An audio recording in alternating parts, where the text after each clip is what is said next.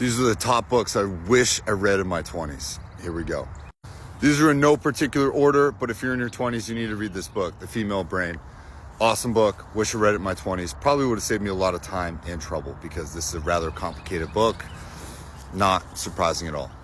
Number 2, Way of the Superior Man. This book, written back, I think, in 1979 by David Deida. This book really kind of highlights the overall purpose of man, which is to work on your purpose, your mission, to penetrate life.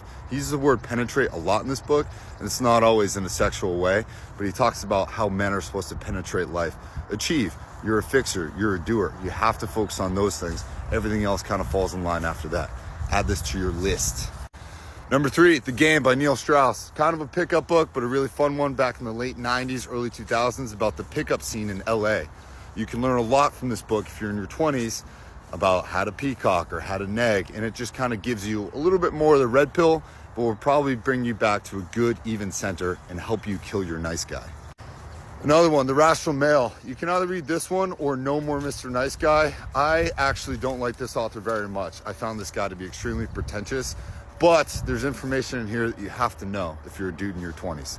This is especially for the guys. Women, don't feel like you have to read this one. It's not about how to become a player, but it's more about how to kill your inner nice guy, if that makes sense. This one, fantastic book. Both men and women should read this. Understanding Women, Unlocking the Mystery. This book gave me a lot of knowledge just about how women like to operate and how to facilitate and have better conversations and relationships, both platonic and intimate. This book, top 10 books for me ever. This one, Keys to the Kingdom, same author. Alison Armstrong spent her entire life researching men and women, highlighting the differences, and puts it in a really easy to listen to format where you can actually obtain a lot of wisdom about how both men and women work and how to work together better. Obvious one, but you should be reading this book every 3 to 4 years, in my opinion. 48 Laws of Power. It's not a book about manipulation. It's about how to recognize the systems and the games that you're operating in so that you don't get manipulated, and how to kind of foresee and how to kind of navigate this. A lot of history in this book, pretty dense. Just read one chapter at a time. That's it. Another one for the dudes, Simple Path to Wealth. I wish I read this in my 20s because holy cow, it's actually easier than you think. You just don't have all the information and all the tools on how to do it, right? This book makes it very, very easy for you to just apply, set it and forget it, invest, watch your money work for you for the rest of your life. Attached. If you don't know anything about attachment styles, it's time that you learn.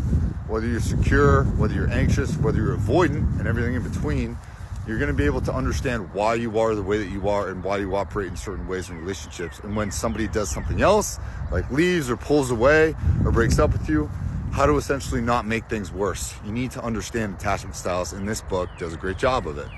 Also, the 5 love languages. There's so many different kinds of books that highlight this.